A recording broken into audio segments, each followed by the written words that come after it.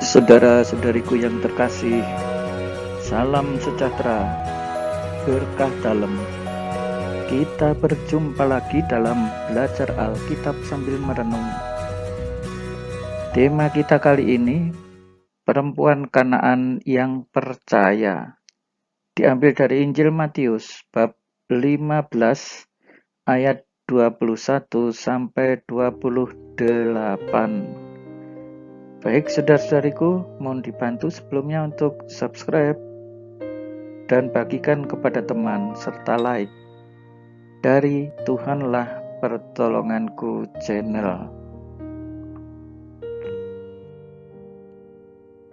Saudara-saudari yang terkasih, nah ini perjalanan Yesus ya, menyingkir ke daerah Tirus dan Sidon. Nah, datanglah seorang perempuan Kanaan dari daerah itu dan berseru. Ya, disebut ini perempuan Kanaan ya, ada konotasi bahwa ini orang dari luar Israel. Ya, dan seringkali orang-orang dari luar Israel karena seringkali dianggap penyembah berhala, mereka seringkali dianggap najis. Tapi orang ini berseru, ya, seorang perempuan, kasihanilah aku ya Tuhan, anak Daud. Coba kita lihat ini, kasihanilah aku. Ya, dia minta belas kasihan dari Tuhan Yesus. Ya, apakah permohonan ini akan dikabulkan? Ya, karena dia seorang yang sebenarnya orang kafir. Ya, dia hanya mohon belas kasihan. Anehnya, orang ini bisa mengatakan Yesus anak Daud. Loh, padahal anak Daud ini kan mengkonotasikan kepada Yesus yang seorang Mesias, ya, seorang penyelamat. Nah, dari mana orang ini tahu? Nah, rupa-rupanya Yesus pada masa itu sangat terkenal ya, sehingga benar-benar orang berharap dia akan menjadi sang Mesias itu. Apa yang menjadi masalah dari si wanita ini? Anakku perempuan kerasukan setan. Dan ini memang boleh dikatakan yang utama ingin dilakukan Yesus, supaya ia membebaskan orang-orang dari setan ini. Dan penyebab utama dari penderitaan manusia adalah setan ini. Maka ketika si perempuan ini meminta anaknya yang kerasukan setan itu disembuhkan, ya kiranya Yesus akan memperhatikan meskipun dia seorang dari daerah kafir barangkali. Ya, si anak ini pun juga sangat menderita ya, dan ibunya sangat concern untuk membantu atau membela anaknya ini.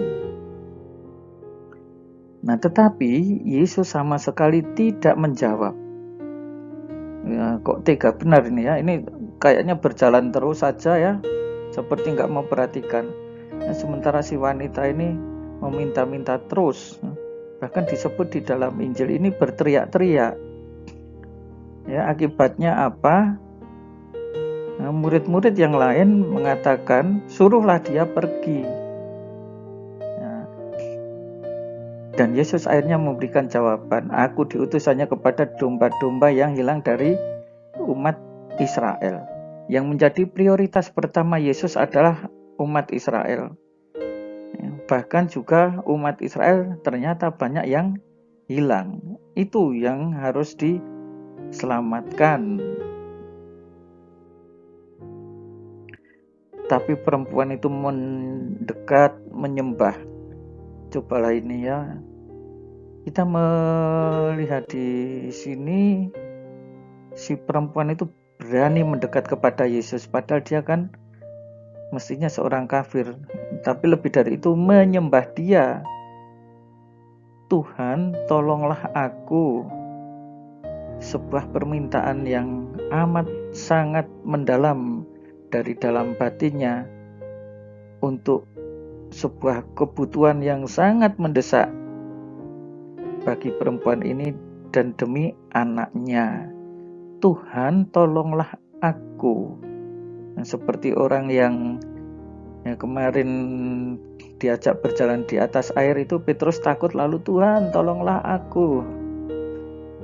Nah, Yesus menjawab, tidak patut mengambil roti yang disediakan bagi anak-anak dan melemparkannya kepada anjing. Ini sebuah sindiran ya. Yesus tidak mengatakan si perempuan itu dengan kata-kata ini enggak ya, tetapi ada kebiasaan pada bangsa Yahudi bahwa bangsa-bangsa yang tidak dapat mengenali Allah atau tidak menyembah Allah tetapi menyembah berhala itu sama seperti binatang. Ya, manusia diberi pikiran itu supaya bisa mengenali Allah, punya Allah.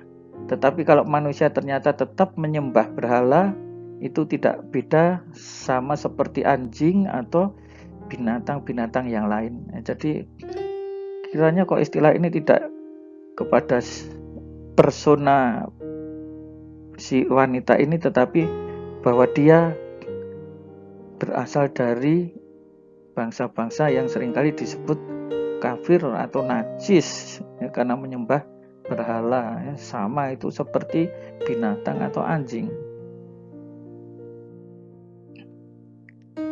Kata perempuan itu benar Tuhan, namun anjing itu pun makan remah-remah yang jatuh dari meja tuannya. Loh, si perempuan itu tidak menyangkal ya, benar ya, bahwa mereka ini sering disebut anjing ya, tetapi si perempuan itu dengan sangat rendah hati mengatakan ya, anjing pun ya makan remah-remah yang jatuh. Ya, ketika rahmat tidak digunakan, ketika rahmat dibuang-buang, ya, si wanita itu ingin menjadi seorang hanya mengais-ngais rahmat yang dibuang-buang.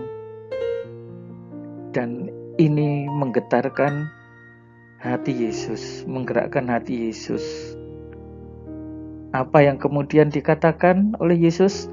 Hai ibu, besar imanmu. Nah, tadinya sapaan dengan sindiran, meskipun tidak langsung kepada orangnya dengan kata-kata anjing, sekarang Yesus menghargai wanita ini dengan sangat tinggi. Hai ibu, sebuah sebutan kehormatan. Besar imanmu. Yesus malah mengagumi si perempuan ini. Jadilah kepadamu seperti yang kau kehendaki. Loh, ini termasuk jarang loh. Jadilah seperti yang engkau kehendaki. Dan kehendak ibu itu apa? Hanya satu kok, bukan terus dia menjadi kaya atau itu. Padahal jadilah kepadamu seperti yang kau kehendaki. Ya, kehendaknya ini anaknya menjadi sembuh. Seketika itu anaknya menjadi sembuh.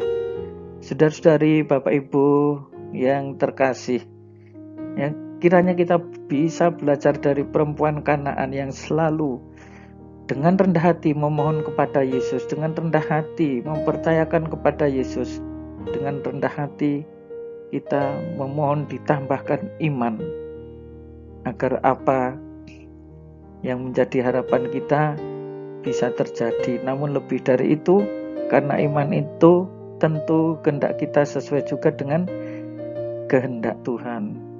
Tuhan Yesus memberkati. Selamat untuk belajar Alkitab sambil merenung.